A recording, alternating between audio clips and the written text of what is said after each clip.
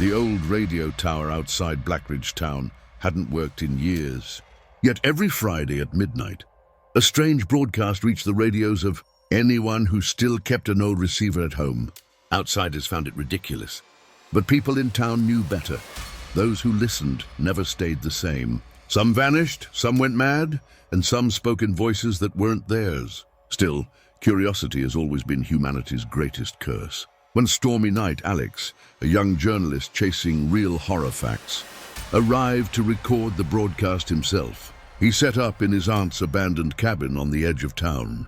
The only power came from a dusty generator, and the radio looked older than civilization. Alex pressed record, grinning at how fake this all felt. But then the clock struck midnight.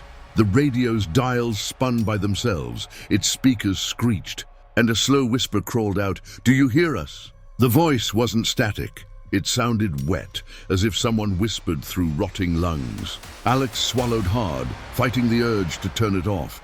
The broadcast continued, describing names of townspeople who had died exactly as the voice narrated, suffocated, drowned in their sleep, or found frozen in their beds.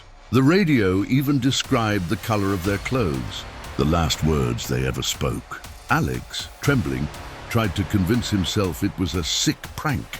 He paused the recording, but the radio didn't stop.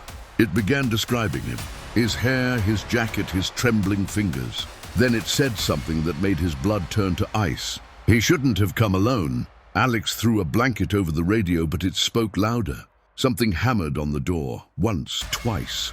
A dragging sound followed, like nails scratching wood.